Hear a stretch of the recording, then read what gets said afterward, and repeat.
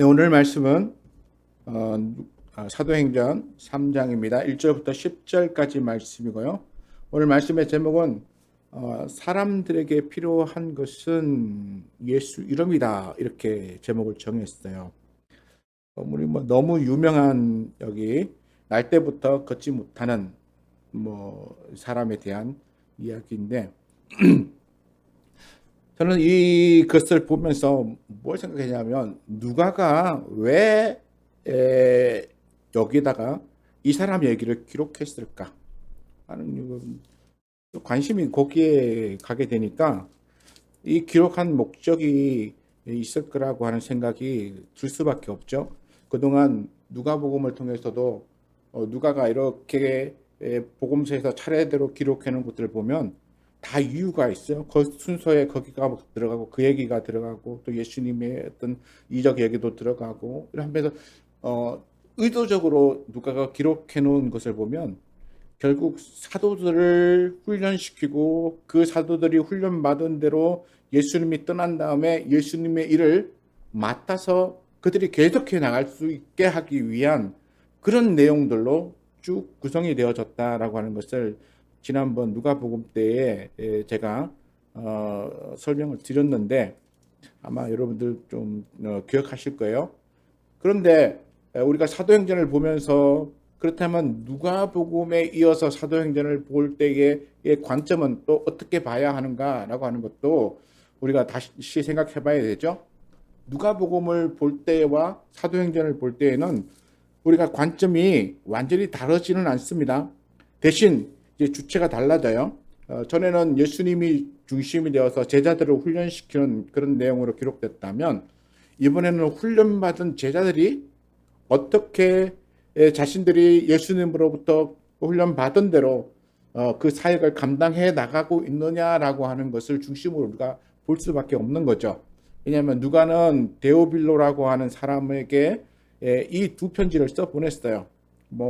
어떤 이런 세 번째 편지도 기록하려고 했었다, 이런 얘기도 하시는 분이 있는데, 그건 잘 모르겠고, 대신 두 편지, 누가복음과 사도행전을 통해서 우리가 알 수 있는 것은 데오빌로에게 이 내용들을 써 보낼 때에 그가 의도했던 목적이 있었고, 그 의도했던 목적을 우리가 알기를 원한다는 거죠. 처음에는 데오빌로가 알기를 원했고, 또 데오빌로를 통해서 그 주변 사람들이 알기를 원했고, 그리고 누가의 편지를 받은 또는 전하여 본 모든 사람들이 그 의도를 알기를 원했을 것입니다. 그렇다면 우리의 사도행전을 통해서 그 의도를 아는 게 굉장히 중요해요. 우리는 성경을 배우다 보면 하나님과 예수님이 너무 중요하니까 하나님과 예수님에 대해서만 막 강조하고, 그리고 이 사건이 어떤 의도로 무엇을 이야기하여 쓰여졌는지에 대해서는 잘 설명하지 않고 지나갈 때가 너무나 많았는데, 저는 그래서 이 사도행전을 보면서 왜 이 이야기가 여기에 들어와 있어야 하는가 보면, 그렇죠, 앞에 베드로가 이제 오순절 성령을 체험하고 나가서 복음을 전하는 이야기가 쭉 나오고, 그 다음에 11절에 가면 다시 베드로가 이제 솔로몬 행각에서 복음을 전하는 얘기가 나오는데, 딱 그 사이에다가 이 이야기를 넣어놨어요. 그러면 이 이야기가 요 사이에 들어가야 할 이유가 있잖아요. 그 이유를 알아야 우리는 어쩌면 11절부터 나오는 베드로가 전하는 이 솔로몬 행각에서의 복음에 대한 내용도 우리가 더 깊이 이해할 수 있을 거라고 저는 생각합니다. 그래서 제가 오늘 제가 깨달은 대로 여러분들과 함께 이 내용을 나눠보려고 해요. 자, 먼저 1절부터 한 절씩 우리가 보면서 가겠습니다. 3장 1절에 보면 제9시 기도 시간에 라고 나와 있습니다. 제9시, 항상 성경에 나오는 시간을 얘기하면 우리가 지금 쓰고 있는 시간과 다르다는 거 아시죠? 아침 6시가 이제 0시부터 시작해서 7시 1시에서 9시가 3시고 12시가 제6시고, 그리고 오후 3시가 되면 제9시가 됩니다. 그러니까 베드로는 지금 오후 3시쯤에 기도하기 위하여 성전에 올라가고 있어요. 그리고 그 당시에 유대인들은 특히나 이제 모든 유대인들이 다 기도하러 성전에 올라가는 건 아니고요. 그 중에 이제 경건한 유대인들이라고 말하는 사람들이 이제 기도하러 올라가는 것인데, 이렇게 올라가서 기도하기를 원하는 사람들.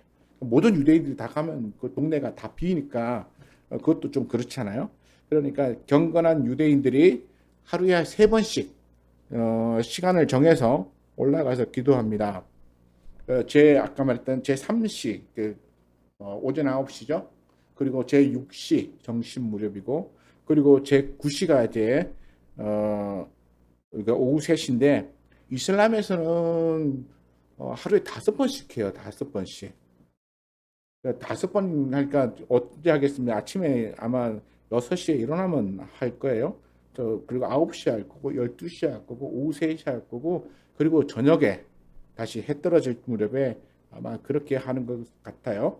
그러니까 그 사람들은 뭐 어떤 분들이 얘들은 좀 일을 할 만하면 기도한다 그러고, 그리고 좀 뭔가 좀 일을 하고 막 열중하고 집중해야 하는 시간에 기도한다고 그러고 해서 그거에 대해서 거기 가면 참 일하기 힘들다고 그렇게 말하시는 분들도 제가 얘기를 들었는데, 뭐 현대에 이렇게 기도를 많이 하면 그 사람은 경건할 줄은 몰라도 일하는 데 있어서는 많이 어려울 거예요. 그러나 당시에는 지금 사정하고 좀 많이 달랐으니까 이렇게 하나님 앞에 경건하게 나가서, 특히 시간을 정하여서 나가서 기도하는 일들이 그들에게는 매우 중요한 것이었어요.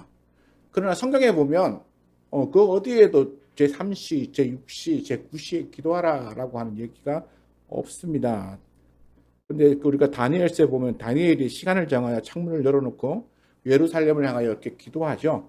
그러니까 다니엘을 대적하는, 정치적으로 대적하는 사람들이 다니엘이 매일 그 시간에 기도한다라고 하는 것을 알고, 그리고 그걸 보고, 그리고는 그가 기도하는 모습을 보고 가서 왕에게 고자질해서 다니엘을 이렇게 고소하죠. 그리고 그 자리에서 쫓아내려고 했는데 결국에는 하나님이 도우셔서 그를 살려주시는 그런 놀라운 기적을 봅니다. 아마 그때부터 정해지지 않았나 이렇게 생각해 볼 수도 있는데요. 어쨌든 간에 성경에는 기록되지 않았지만, 그러나 당시 사람들이 하나의 종교적 관습으로 이렇게 제3시, 그리고 제6시, 제9시에 성전에 나가서 기도하는 일들이 있었습니다. 아마도 베드로와 요한도 그들의 관습대로, 그들도 유대인이니까 그들의 관습대로 성전에 올라가서 기도합니다. 제가 주석을 보니까 주석에는 이렇게 돼 있어요. 왜 제자들이 예루살렘에 머물러서 이렇게 성전에도 올라가고 그러냐, 뭐 이렇게 하는 것에 대해서 주석에 보니까 칼빈이 이렇게 해석해 놓았다는 부분이 있더라고요. 칼빈이 우리 장로교에서는 굉장히 중요한 인물이잖아요.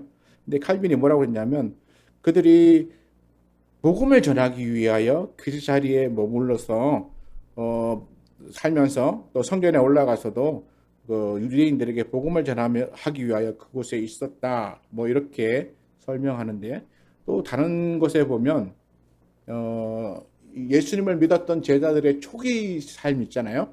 어떤 삶이냐면, 이들이 예수를 믿었어요.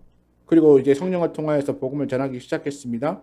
그러나 이때는 아직 유대교와 기독교가 이렇게 나누어지지 않았어요. 그러니까 제자들도 여전히 유대인이면서 유대인의 전통을 따라서 유대인의 관습대로 그렇게 지키면서 삶을 살기 시작합니다.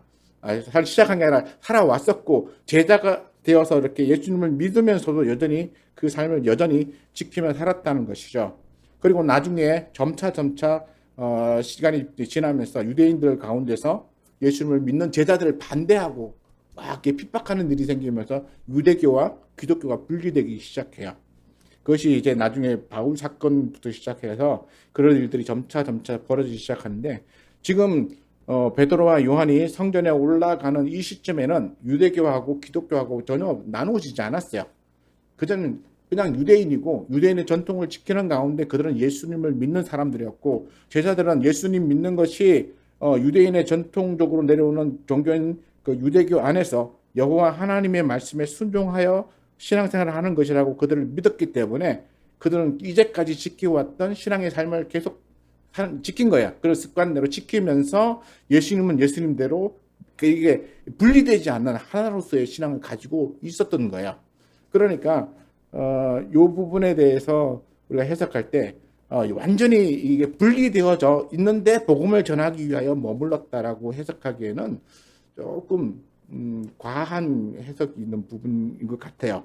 다만 이제 우리가 기억할 것은 아직은 기독교와 유대교가 분리되지 않았기 때문에 제자들은 여전히 유대인으로서의 전통과 그 신앙적 어떤 관습을 지키며 살았다. 그래서 제9시에 기도하러 성전에 올라갔다라고 그렇게 이해하시면 좀 더 성경적이라고 깨달을 수 있을 겁니다. 그래서 그들은 이제 그들이 지금까지 했던 습관대로 이렇게 올라갔습니다. 근데 그 중간에 어떤 일을 만나게 되는데요. 2절에 보면 나면서 못 걷게 된 일을 사람들이 외고 오니 이는 성전에 들어가는 사람들에게 구걸하기 위하여 날마다 미문이라고 하는 성전 문에 두는 자라 이렇게 말합니다. 나면서부터 못 걷게 됐다라고 하는 그런 이제 뭐 우리가 이렇게 말해 선천적인 장애를 가진 분이죠. 선천적으로 다리에 장애를 입어서 걷지 못하는 일평생 한 번도 걸어보지 못한 사람이라고 말할 수 있을 것입니다. 그러다 보니까 장애를 입으면 결국 정상적인 사람들과 같은 삶을 살 수 없고 일도 할 수 없고 그러니까 이 사람은 그 당시에 할 수 있는 유일한 방법은 무엇이었겠습니까? 사람들에게 동정을 유발해서 그들로부터 이렇게 도움을 받는 것이죠. 그게 바로 이제 구걸하는 행위인데 그 구걸을 어디서 했냐면 미문이라고 하는 성전 문에서 했어요. 성전에 보면 이 둥그렇게 되어져 있다면 이게 굉장히 여러 가지 문이 있는데 이 미문이라고 이게 우리식으로 풀이하면 뭐냐면 아름다운 문이죠. 아름답게 장식되어져 있는 이 문을 통하여서 사람들이 이제 성전에 들어가고 나가고 하는 일을 하는데 베드로와 요한도 그때 이 문으로 들어갔고 이 사람은 늘상 이 미문에서 사람들이 드나들기 때문에 기도하러 가는 종교심이 깊은 사람들에게 구걸을 하는 거야. 뭐 한 푼을 달라고 하든지 아니면 거기에 그렇게 앉아만 있어도 사람들이 그가 장애인이고 또 그 장애 때문에 정상적으로 살 수 없다라고 생각하기 때문에 동정심이 생겨서 이제 동전을 주든지 아니면 뭐 필요한 것을 주든지 이렇게 해서 그의 삶을 도와줍니다. 자, 그런데 우리가 생각해야 할 건 뭐냐면 이 사람은 나을 수 있는 희망을 가지고 있지 않다는 거예요. 나을 수 있는 희망이라고 하는 게 뭡니까? 회복될 가능성이 없다는 거죠. 왜 회복될 가능성이 없냐면 나면서부터 장애를 입었어요. 우리가 장애를 입는 과정에 두 가지가 있어요. 첫째는 이 사람처럼 나면서부터 장애를 입고 태어난 사람이 있는가 하면 나중에 후천적으로 장애를 입는 사람들이 있어요. 우리 요즘은 뭐 주로 많이 장애를 입는 게 뭐냐면 교통사고. 차를 타고 다니다가 교통사고가 나면 다리든지 아니면 허리든지 아니면 다른 신체 기관 어느 하나가 부러지거나 잘려나가거나 하는 그런 것으로 장애를 입는 경우가 많이 있습니다. 그리고 그 밖에 교통사고 외에도 장애를 입는 경우가 많아요. 그런데 이 장애를 후천적으로 입은 장애 중에서 더러는 치료 기술이 개발되어지면 전에는 고치지 못하던 병들이 후에는 고쳐지는 경우가 있어요. 그러니까 후천적인 장애를 입으신 분들은 이렇게 고쳐지는 기회가 있는데 이제 선천적으로 장애를 입으신 분들은 이렇게 나을 가능성에 대하여 기대를 갖지 못하는 경우가 대부분인 것 같아요. 그러니까 이 사람은 아마도 나갈 가능성에 대한 기대를 갖지 못한 사람으로 그렇게 표현되어져 있는 것 같습니다. 그리고 이제 그렇다면 이 사람은 자신 스스로 극복할 수 없는 것이죠. 근데 왜 그러면 이 이야기가 여기 들어있는가? 왜 이 사람의 이야기를 여기에 넣어놨는가? 제가 생각해 봤어요. 이 사람을 통하여서 이후에 가면 예수의 이름으로 이 사람을 회복시켜 내잖아요. 그런데 이 사람, 다시 말해서 나면서부터 장애를 입은 이 사람은 그냥 장애자의 한 사람으로서 기록되어져 있는 게 아니라 이 세상에서 이렇게 문제를 가지고 살아가는 모든 사람의 대표자로서 여기에 있다는 거야. 사람은 있잖아요. 몸이 건장한 것 같고 어디 뭐 이렇게 남들 보기에 흠이 없는 것 같아도 모든 사람들이 다 장애를 가지고 있어요. 이 장애라고 하는 게 뭡니까? 하나님이 지어 놓으셨던 온전한 모습에서부터 뭔가가 하나 빠지거나 뭔가 하나 잘못되어져 있으면 다 장애인 거예요. 하나님이 지으신 사람은 얼마나 하나님 보시기에 이렇게 좋았다, 그것도 힘이 좋았다라고 할 만큼 아름다운 존재로 창조되었습니까? 우리가 성경을 통하여서 아담을 지어 놓으신 하나님께서는 너무 좋아가지고 힘이 좋았다. 다른 창조의 모든 것을 보면서 좋았다, 좋았다, 좋았다, 좋았다 하시다가 사람을 지어 놓으시고는 힘이 좋았다고 하세요. 그러니까 너무나 아름답게, 그리고 하나님의 마음에 너무 흡족하게 들었어요. 그런데 문제가 생겼죠. 하와가 하나님의 말씀을 거역하고 그리고 선악을 알게 하는 나무의 열매를 먹음으로써 하나님의 말씀에서 돌아선 거야. 그리고 겉모양은 외형적으로는 변화가 없는지는 모르겠지만 그의 하나님의 창조한 그 창조의 모습에서 문제가 생겨난 거죠. 하나님의 말씀을 거역함으로써 문제가 생겨난 거야.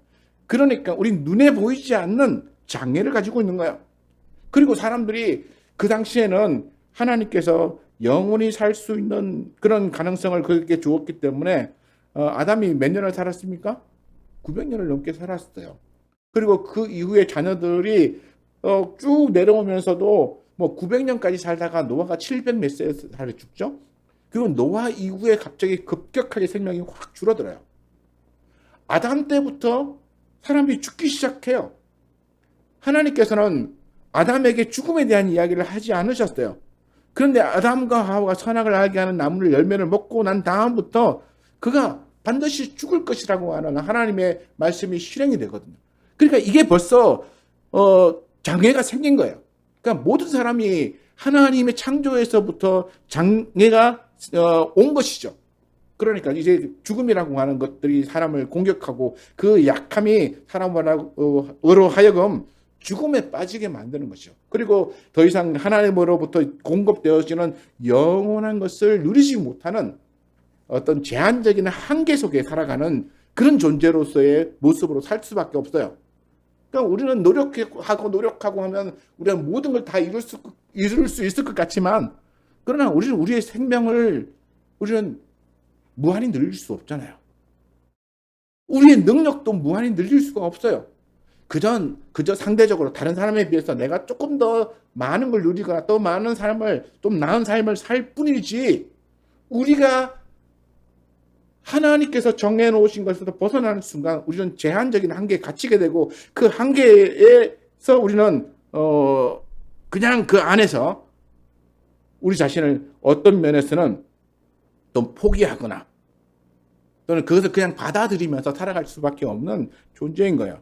그래서 아마 이 나면서부터 장애 입은 이 사람은 우리 인간들의 모습을 그대로 보여주는 사람인 거죠. 우리가 얼마나 문제를 가지고 있는 사람인가, 그리고 그 문제를 가지고 있는 사람이 우리는 날 때부터 문제를 가지고 태어난 사람이다라고 하는 것에 대해서 우리에게 말씀해 주는 거예요. 사람들의 눈이 아닌 하나님의 눈으로 볼 때 모든 인류는 다 하나님이 처음 창조하신 것에서부터 이 장애를 입고 문제를 가지고 태어나서 살 수밖에 없는 존재라고 하는 것에 대하여 이야기해 주고, 그리고 그 문제에서부터 이렇게 건져내시는 놀라운 과정들을 보여주시는 거예요. 그래서 여기서 이 날 때부터 걷지 못하게 된 이 사람은 모든 인류를, 죄를 짓고 있는 모든 인류를 대표하는 사람으로 우리가 인식한다면, 그러면 이 사람의 문제는 곧 내 문제이고, 내 형제, 내 가족, 내 이웃의 문제이고, 그리고 이 지구상에 살고 있는 모든 사람의 문제라고 하는 사실을 우리가 받아들일 수 있습니다. 그리고 그렇게 받아들여야 그 다음부터 나오는 이야기가 이 사람의 얘기가 아니라 내 얘기가 되는 거예요. 내 얘기. 그리고 내가 받아들여야 되는 중요한 포인트가 여기에 있다라고 하는 것을 우리가 알 수 있게 되는 것입니다. 그래서 성전 미문에 이렇게 데려다 놓으면 이 사람은 지나가는 사람들에게 구걸합니다. 어떻게든 한 푼이라도 얻으려고 하죠. 한 푼을 얻으려고 하는 이유가 뭡니까? 동전을이든 지폐든 아니면 무엇이든 간에 이 사람이 거기에 앉아서 얻으려고 하는 이유가 뭡니까? 자신의 삶을 이어가려고 하는 것이죠. 그리고 자신의 생명을 여기서 이어가려고 하는 거예요. 그리고 또 어떤 면에서는 이 구글을 통해 더 많이 얻는 이 과정이 있잖아요. 이게 자신의 좀 더 나은 삶을 만들어가기 위한 어떤 우리의 노력 또는 우리의 수고라고 우리는 보여질 수 있어요. 그냥 사람들은 저마다 있잖아. 하나님이 주시는 은혜에서부터 우리가 죄를 지음으로써 이렇게 쫓겨나서 아주 제한되어진 환경 속에서 살아가는 거야. 그리고 제한되어진 환경 속에서 우리는 그 안에서 조금 더 상대적으로 나은 삶을 살기 위하여 우리는 노력하고 애쓰며 때로는 누군가에게 이 사람처럼 구걸하기도 하고 누군가 것을 빼앗아 오기도 하면서 그렇게 자신의 삶을 더 나은 삶으로 만들려고 그렇게 몸부림치며 살아가는 것입니다. 아마 이 사람도 이 성전에서 지나가는 사람들에게 어떻게든지 동전 몇 푼이라도 더 얻기 위하여 이 사람은 무척 노력하고 애썼을 거라고 생각해요. 그리고 이 애씀의 모습이 결국 우리가 우리의 인생을 살아가면서 애쓰는 모습과 전혀 다르지 않다는 거예요. 저나 여러분들이 어떻습니까? 저나 여러분들이 일하는 게 내가 일을 해서 버는 거다 당당한 거야. 그렇지만 사실은 내가 그렇게 일을 해서 벌려고 하는 이 모습이나 이 사람이 성전 미문에 앉아서 지나가는 사람들에게 이렇게 동전을 구걸해서 얻으려는 모습과 별반 다르지 않다는 거예요. 왜냐하면 내 삶을 영리해 가기 위한, 그래서 내 삶을 더 이렇게 좀 더 나은 삶을, 좀 안정된 삶을 살아가게 하기 위하여 내가 애쓰고 수고하는 거죠. 우리는 상대적으로 어떤 사람은 좀 더 부자로 태어나서 돈이 많은 사람, 또 높은 직위에 있는 사람, 또 그렇지 못한 사람, 모두가 다 똑같아요. 비록 그 가진 정도는 차이가 있지만, 그러나 결국 모두가 다 이 사람처럼 자기의 삶을 유지시켜 나가기 위하여 또는 그러면서 조금 더 상대적으로 나은 삶을 살기 위한 어떤 과정으로 에어컨 꺼드릴까요? 더워요? 조금 더 올려드리겠어요. 상대적으로 약간의 차이만 있을 뿐이지 결국에는 이 사람처럼 뭔가 얻으려고 노력하는 그런 삶을 살아갈 수밖에 없는 우리의 인생의 모습을 보여줘요. 근데 우리가 여기서 깨달아야 될 건 뭐냐면 이 사람이 성전 미문에서 이렇게 얻으려고 하는 이것이 이 사람의 인생을 상대적으로 조금 낮게 또는 조금 더 자신이 생을 이렇게 더 길게 영유해 갈 수 있는 것을 만들어 주기는 하지만 그러나 근본적으로 이 사람의 문제를 해결해 주지는 못한다는 것을 알 수 있죠. 그렇잖아요? 지나간 사람에게 동전을 구해서 얻어서 내가 동전을 오늘은 이만큼 얻었다. 그게 이 사람의 문제를 해결해 주지는 않아요. 근데 이 사람은 그걸 아예 생각지도 못하고 그냥 동전을 얻어서 자기의 삶을 더 영유해 나가는 것에만 항등적인 그런 생각으로 살아갈 수밖에 없는 것이죠.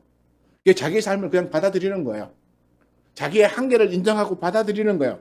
때로는 우리가 우리의 한계를 인정하고 받아들이는 것이 굉장히 좋을 수도 있지만 그러나 성경 안에서는 우리에게 말하기를 우리의 문제를 해결해 줄 수 있는 분이 있는데 그분이 있음에도 불구하고 내가 내 문제에 대하여 그 한계를 인정하고 받아들이는 삶을 사는 것은 그건 옳지 않은 것이죠.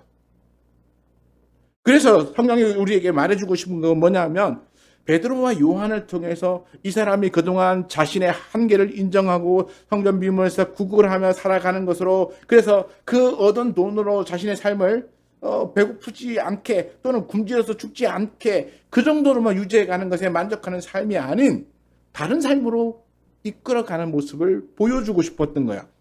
그래서 베드로와 요한이 성전에 들어가다 이 사람을 만났는데 이 사람이 아마 많은 지나간 사람들에게 다 구걸했는데 베드로와 요한은 그 사람을 보고 그 사람을 향하여 긍휼의 마음이 생겼던 거야.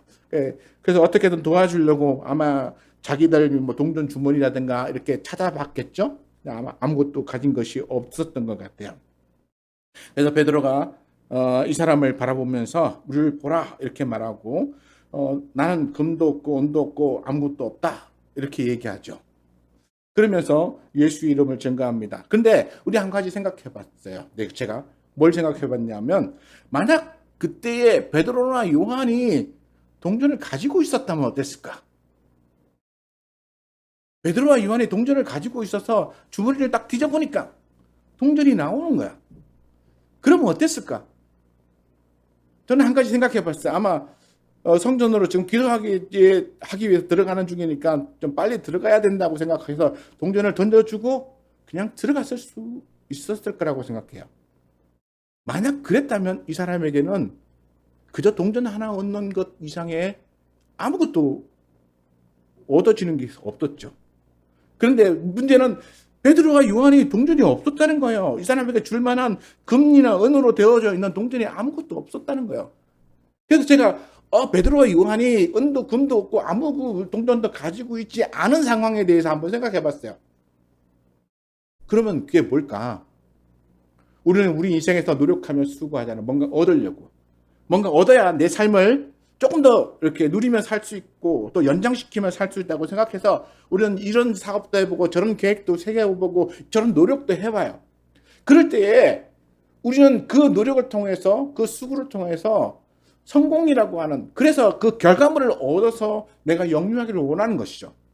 이 사람도 마찬가지죠. 성전에 지나가는 사람들에게 동전을 구걸하고 있지만 이 구걸하는 행위를 통해서 그가 얻을 때에 그 삶을 영유하는 거예요. 근데 못 얻으면 어떻게 돼요? 아마 이 사람이 성전에 앉아서 많은 돈을 얻기도 하고 어떤 데는 적은 양을 얻기도 했을 거예요.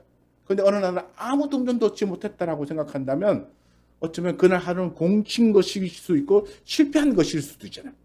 우리 인생에서 내가 노력하고 수고했는데 내 노력하고 수고한 결과가 아무것도 얻지 못하는 것으로 나타난다면 우리는 실패의 삶을 살았다고밖에 말할 수 없을 거예요.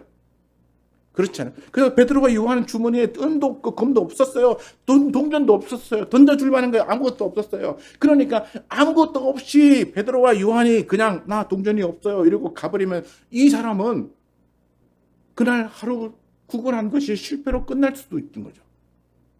오늘 우리도 마찬가지요. 우리 하나님 앞에서나 사람들 앞에서나 여러 모양으로 노력하고 수고하고 뭔가 성공이라고 하는 그 목표를 향해서 노력하며 애써가는데 그 애씀이 헛수고로 돌아오고 실패로 돌아오고 내가 노력했던 그 결과물을 얻지 못하는 삶으로 돌아온다면 우리 인생은 실패라고 생각하고 좌절할 거야. 그런데 여기서 놀라운 것이 나타나요. 뭐가 나타납니까? 베드로와 요한이 동전이 없었기 때문에 대신 뭘 줘요? 이게 중요한 거예요. 베드로가 주머니에 동전이 있었으면 동전 주고 갔을 거예요. 요한에게 물어서 너 동전 있냐? 이렇게 물어서 요한이 동전 하나 있어요. 이러면 그 동전 중에 하나를 주고 갔을 거예요. 그런데 동전이 아무것도 없었기 때문에 내가 당신에게 줄 동전이 없습니다. 은도 없고 금도 없고 동전도 아무것도 없습니다. 그리고 대신 당신에게 내가 줄 수 있는 게 한 가지가 있는데 그게 뭐냐면 예수 이름이라는 거죠. 예수 이름이에요. 어쩌면 예수 이름은 금도 아니고 은도 아니고 동전도 아니기 때문에 아무것도 아닐 수 있죠. 이 예수 이름의 의미를 모르는 이 사람에게 있어서는 이 금과 은이 아닌 예수의 이름은 그게 대체 뭐야? 자기에게 무슨 유익이 있어? 그리고 자신에게 떡을 살 만한 것도 아니고 옷을 살 만한 것도 아닌 이거 가지고 뭘 하라고? 라고 하는 것에 직면할 수 있어요. 우리는 우리 인생이 실패하고 어려움 당하고 고난 당할 때에 우리에게는 예수의 이름이 때로는 성공을 가져다 주는 것이 아니기 때문에 아무것도 아닐 수 있는데 그럼에도 불구하고 우리는 고난 속에서 어려움과 역경을 겪으면서 우리는 누구를 만나야 되냐면 예수를 만나야 되는 거예요. 그래서 아마 그래서 간증하시는 분들이 고난 당하다가 그 고난 속에서 예수님을 만나고 예수님을 만난 다음에 그들이 성공했다 뭐 이런 다시는 그 이전 것을 회복했다 이런 간증들을 하시는 이유가 아마 거기에 있지 않을까. 그들이 인생에서 실패를 해봤기 때문에 그래서 그들이 지금까지 성공이라고 하는 것을 얻기 위하여 노력하고 애를 썼는데 그 성공을 얻지 못하고 그 실패한 인생이 되어서 그들이 찾아낸 것이 뭐냐 하면 예수의 이름인 거죠. 그리고 예수의 이름을 그들이 얻고 난 이후에 내가 이제까지 살아왔던 생각하고는 전혀 다른 삶을 살게 되었다라고 고백하게 되는 것이라고 생각해요. 그래서 이 사람에게도 마찬가지예요. 이 사람도 이렇게 민문에서 구걸하고 베드로와 요한이 난 동전 없는데 당신에게 줄 동전이 없어 라고 하는 말을 듣는 순간적으로 뭔가 얻을까. 여기 보면 또 우리를 보라 그랬더니 그가 그들에게서 무엇을 얻을까 하여 바라보고는 바라봤던 얘기를 뭔가 하나 줄 거라고 기대를 갖고 봤다는 얘기잖아요. 근데 난 은도 없고 금도 없고 동전 없어. 그러는 순간 이 사람 당장 실망이죠. 뭐야? 왜 날 보라고 한 거야? 동전도 안 주면서? 그런 실망이 순간 확 들어올 수 있을 거예요. 그러면서 베드로가 이렇게 말하죠. 나는 그건 거 없지만 내게 있는 것을 너희한테 줄 텐데 나사렛 예수의 이름으로 일어나 걸어라. 상상도 하지 못했던, 생각도 하지 못했던 일이 벌어진 거예요.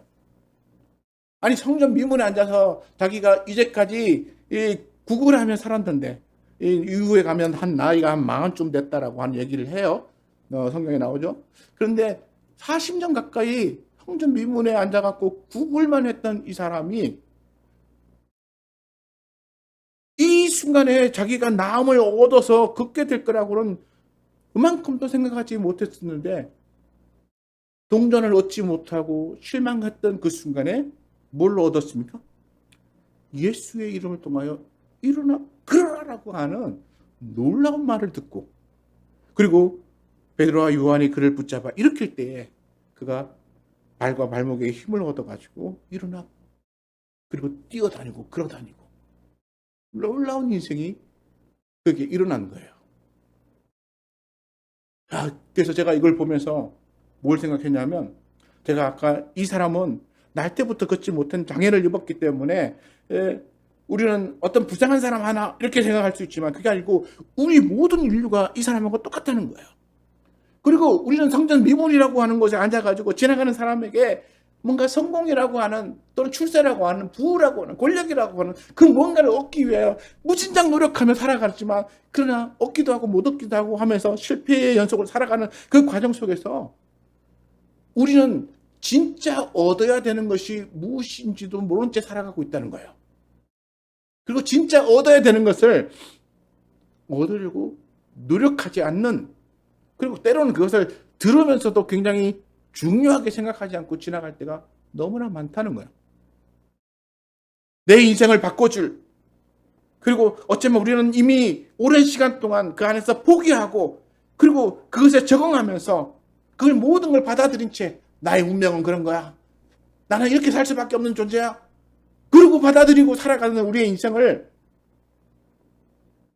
우리는 그냥 그러고 살아가고 존재로 우리는 있는 거죠. 그런데 느닷없이 베드로와 요한이 그가 포기했던 것에 대하여 던져주는 거예요. 아까 제가 말했잖아요. 나면서부터 장애를 입은 분들은 이게 회복의 기회를 거의 못 가져요. 어려워요. 이렇게 포기하고 살았던 이 사람에게 일어나 걸어라라고 하는 놀라운 인생의 완전히 전환이 일어나요. 전환, 바뀌어지는 거죠. 그러면서 이 사람이 8절에 보면 뛰어서서 그러며 그들과 함께 성전으로 들어가면서 걷기도 하고 뛰기도 하며 하나님을 찬송하니 나오는데 여기서 놀라운 하나 얘기가 들어가요. 어떤 게 있냐면 이 사람이 뛰어서서 그러며 그들과 함께 성전으로 들어가면서 걷기도 하고 뛰기도 하고 하나님을 찬송한다는 얘기가 나와요. 이 사람은 평생 성전의 미문에 앉아서 구걸하던 사람이었어요. 이 사람은 성전 안으로 들어가 본 적이 있을까요? 없을까요? 성경의 기록에 의하면 이 사람은 성전에 가서 하나님을 만날 수 없어요. 왜냐하면 당시에 장애를 입은 사람들은 성전에 들어갈 수가 없거든요. 그러니까 이 사람은 평생 성전 미문에 앉아서 구걸만 했고 성전 안으로 들어가 본 적이 없는 사람인 것으로 저는 생각이 돼요. 근데 이 사람이 베드로와 요한의 예수의 이름의 선포로 인해서 일어나 건넌 순간 성전으로 들어갈 수 있었어요. 성전으로 들어갈 수 있었어요. 그의 삶이 바뀐 거예요, 완전히. 그저 일어나 걷는 정도의 삶이 아니라 이제 한 번도 들어가 본 적이 없는 성전으로 들어갔습니다. 그리고 들어가면서 뭘 합니까? 하나님을 찬송하는 거예요. 하나님을 찬송한다는 이 말도 놀라운 거예요. 그건 아마 성전 안에서 하나님을 찬송하는 수많은 기도의 소리를 들으면서 거기에 있었을 텐데, 그가 자기 자신이 회복되어져서 그리고 성전으로 들어가면서 하나님을 찬송하는 이 놀라운 일을 자기가 하고 있다는 것에 대해서 생각해 보면 놀라운 거죠. 성경에 보면 성전으로 들어가는 노래들이 있어요. 성전으로 들어가는 노래. 보면 시편에 이런 얘기가 나와요. 시편 5편 7절에 가면 오직 나는 주의 풍성한 사랑을 힘입어 주의 집에 들어가 주를 경외함으로 성전을 향하여 예배하리이다. 라고. 여기 뭐가 나오냐면 주의 풍성한 사랑을 입어서 주의 집으로 들어가면서 주를 예배하겠다라고 하니. 자, 여기서 이 사람이 회복되어 일어서서 베드로와 요한과 더불어서 성전에 들어가면서 하나님을 찬송하는 이 찬송의 모습이 저는 이 구절하고 똑같다고 생각해요. 하나님의 사랑을 입어서 회복되어져서 하나님의 성전으로 들어가서 이 사람만큼 더 진실하게 하나님을 예배한 사람이 있었겠습니까? 아마 이날 이 사람이 아마 가장 하나님을 진심으로 찬양하며 하나님을 진정으로 예배했을 거라고 생각해요. 왜냐하면 그는 예수의 이름으로 하나님의 능력을 입어서 회복을 받았거든요. 그걸 경험했거든요. 그 경험을 가지고 들어가서 하나님을 예배하는 거, 찬양하는 거, 기도하는 거, 그게 진짜인 거죠. 그보다 진짜가 어디 있습니까? 이 사람의 이런 찬송은 놀라운 거예요. 시편 84편 4절에부터 이렇게 말이 있는데요. 주의 집에 사는 자들은 복이 있나니 그들이 항상 주를 찬송하리이다. 하나님의 집에, 하나님의 성전이죠. 성전에 들어가서 사는 사람은 왜 복이 있느냐면 하나님의 은혜를 받아 살기 때문에. 그들은 항상 그 입에서 찬송이 넘쳐날 수밖에 없는 존재라고 하는 그런 말이요. 우리는 이해할 수가 있는 것입니다. 그러니까 이 사람처럼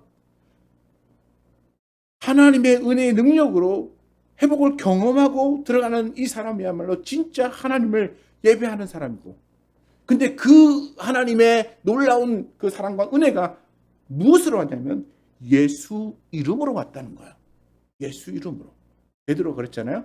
나는 은도 없고 금도 없지만 내가 당신에게 줄 수 있는 것은 예수의 이름으로 당신을 일어나 걷게 하는 겁니다. 그리고 일어나 걸으라고 명령하고 그를 부추겨 세웠더니 그가 일어나 걸었어요. 그가 그동안 성전 미문에서 얻기를 원했던 그 종전이 아니라 아마 오늘은 얼마나 내가 사람들에게 얻을 수 있을까? 오늘은 어제보다 더 많이 얻을까? 더 적게 얻을까? 아마 그러고 왔을지도 모르는 이 사람에게 동전이 아닌 그의 인생을 완전히 변화시키는 놀라운 일이라는 거예요.